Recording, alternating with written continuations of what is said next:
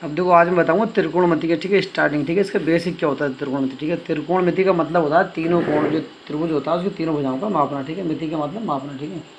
तिर का मतलब तीन होता है, ठीक है। तो त्रिकोणमिति तीनों भुजा, त्रिभुज की तीनों भुजाओं का मापना, ठीक है। त्रिभुज की तीनों भुजाओं का मापन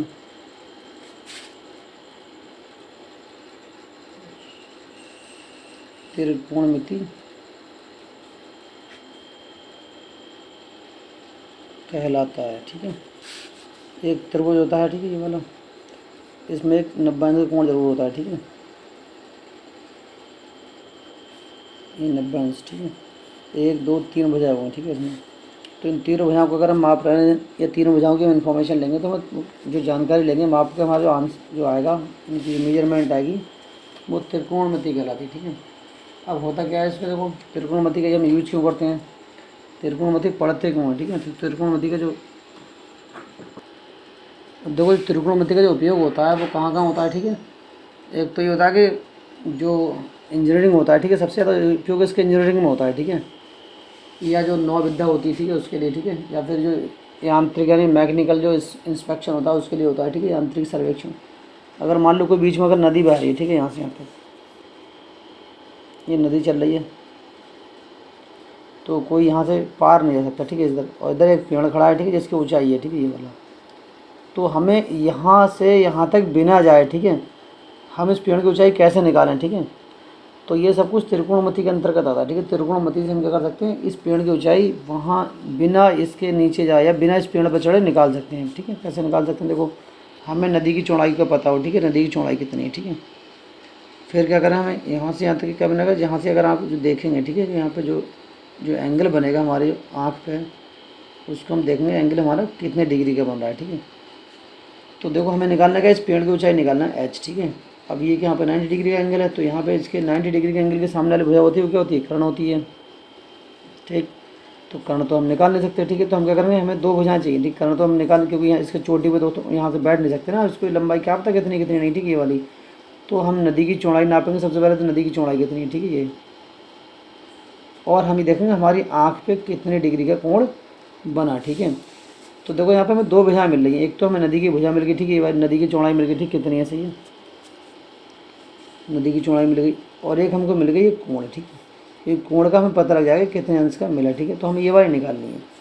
तो यहाँ पे देखो कोण के सामने वाली भुजा जो होती है वो क्या कहलाती है, लंब कहलाती है, ठीक है। लंब का मतलब सम्मुख भुजा, ठीक है। तो यहाँ पे सम्मुख भुजा मिल रही, तो हमें थीटा निकालना है। तो हमें क्या करना है, देखो दो भुजा मिल रही है, तो एक तो हमें यहाँ पे सम्मुख भुजा मिल रही है, और एक क्या मिल रही है हमको, संलग्न भुजा मिल रही है। संलग्न भुजा जिसको हम आधार कहते हैं, ठीक है। तो हम ये देखते हैं एक कोण हमें थीटा मिल रहा है, क्या मिल रहा है, कोण थीटा, तीन चीज़ें मिल रही हैं, ठीक है। तो हम ये देखते हैं ये तीनों चीज़ें हमारी कौन से सूत्र में फिट बैठ रही हैं, ठीक है, यानी साइन में, कॉस में या फिर टैन में, ठीक है। अगर हम देखो इस कोण का साइन लें तो साइन थीटा बराबर होगा इसका संलग्न सम्मुख भुजा बटे कर्ण, यानी यहाँ से जो इसको ए लिख दो, ये बी है और ये एंगल हमारा सी है, ठीक है। तो इसमें जो आएगा हमारा वो क्या आएगा, ए बी बटे ए सी। तो ए बी तो हमको निकालना है, ठीक है, और ए सी तो हमको पता ही नहीं है। तो जब तक हमको कोई कितनी चीज़ें इसमें, एक दो तीन चीज़ें, जब तक हमें कोई दो चीज़ें इसमें नहीं पक्का पता नहीं होंगे, तीसरी चीज़ को निकाल नहीं सकते, ठीक है, तीसरी चीज़ है क्या। तो इसका मतलब ये हमारा कैंसिल हो जाएगा, ठीक है। अब हम देखते हैं कॉस से निकलेगा नहीं निकलेगा। कॉस थीटा जो होता है वो क्या होता है, वो होता है संलग्न भुजा बटे में कर्ण।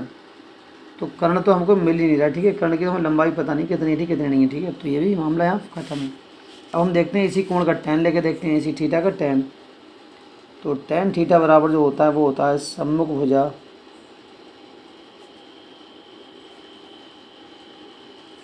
बटे में संलग्न भुजा। तो ठीक है, अब ये दोनों साइड हमको मिल रही है, ठीक है, थीटा मिल रहा है, तो इसका मतलब हमारा ये सूत्र जो परफेक्ट बैठेगा, ठीक है, इसका टैन थीटा, ठीक है, टैन यानी इस वाले कोण का हम क्या लेंगे, टैन लेंगे। तो उसमें हमारे टैन में क्या था, संलग्न सम्मुख भुजा आती है, वह संलग्न भुजा, यानी सम्मुख भुजा संलग्न भुजा के अनुपात को हम क्या कहते हैं, टैन थीटा बोलते हैं, यानी उस कोण का टैन कहते हैं, ठीक है। तो ये फार्मूला से हम इसका जो है निकाल देते हैं, ठीक है। तो हमें बिना पेड़ पे चढ़े इसकी ऊंचाई का पता लग गया, ठीक है। तो ऐसे ही कुछ चीज़ें होती हैं इंजीनियरिंग में होती हैं, ठीक है। उनको सॉल्व करने के लिए क्या होता है, इस त्रिकोणमिति का उपयोग किया जाता है, ठीक है। अब हम देखो इससे संबंधित कुछ सवाल देखेंगे त्रिकोणमिति संबंधित, ठीक है। तो हमारा लो पहला त्रिभुज, हमारे एक त्रिभुज इसमें दे रखा है ABC कोई, ठीक है। एक त्रिभुज है हमारा, इस त्रिभुज का जो नाम है वो है AV और C। अब देखो B पे क्या है, 90 डिग्री का एंगल है, ठीक है। और 90 डिग्री के सामने वाली जो साइड होती है वो कर्ण होती है हमेशा, 90 अंश के सामने वाली भुजा होती है वो हमेशा कर्ण होती है। जबकि लंब और आधार कोण के अकॉर्डिंग चेंज हो सकते हैं, ठीक है, एंगल के अकॉर्डिंग चेंज हो सकते हैं, ठीक है।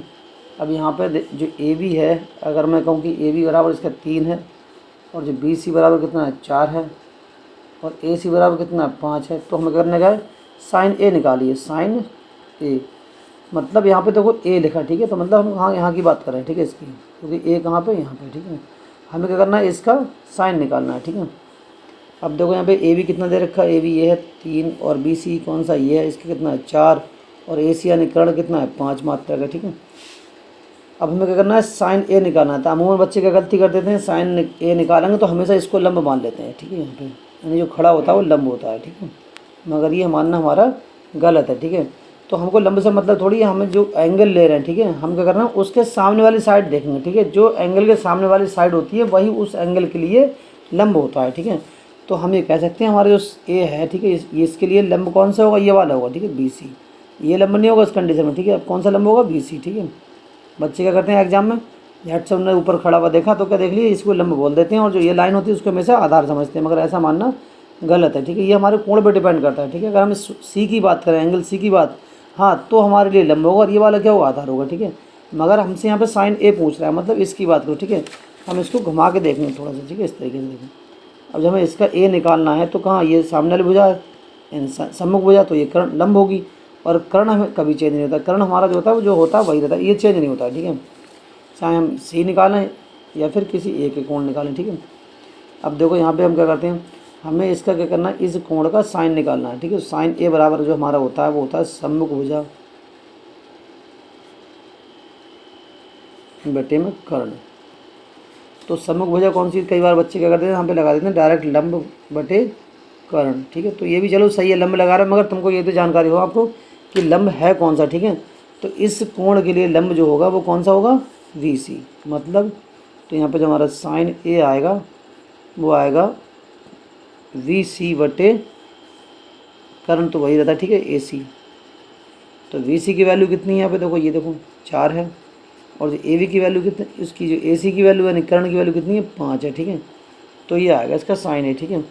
और अगर वो पूछे साइन C, ठीक है, इसमें सवाल में कई बार ये पूछ लेता तुमसे, साइन C पूछ लेता कि साइन C बताओ क्या है, तो साइन C में तुम वैसे लिखोगे, ठीक है। साइन C, साइन का जो C जो साइन होता है किसी कोण का, वो क्या होता है, सामने वाली भुजा बटे में कर्ण। तो इसके C के सामने वाली भुजा कौन सी है, AB है, तो ये आएगा AB बटे AC, ठीक है। अब AB की जो वैल्यू है कितनी है, देखो यहाँ पे चेक करो 3 है, और जो कर्ण है यानी जो AC है वो कितना 5 है, ठीक है। तो साइन C कितना ये आएगा, ठीक है। तो ये गलती नहीं करना चाहिए, ठीक है, कि हम हमेशा इसको लंब माना, हमेशा ये लंब नहीं हो सकता, ठीक है। ये हमारे कोण पर डिपेंड करता है, ठीक है, कौन सा एंगल दिया है, ठीक है। हमें इसका ये वाला एंगल का निकालना है, इसका निकालना है, ठीक है। अगर इसका निकालेंगे हम तो इसके लिए लंब ये होता है, ठीक है, इसके सामने वाली भुजा, ठीक है। और अगर हम साइन कोण C की बात करें तो कोण C के लिए लंब जो होता है वो ये AB होगा, ठीक है। और ये क्या होगा, इसका आधार होगा, ठीक है। और बाकी कर्ण से हम रहता है, ठीक है।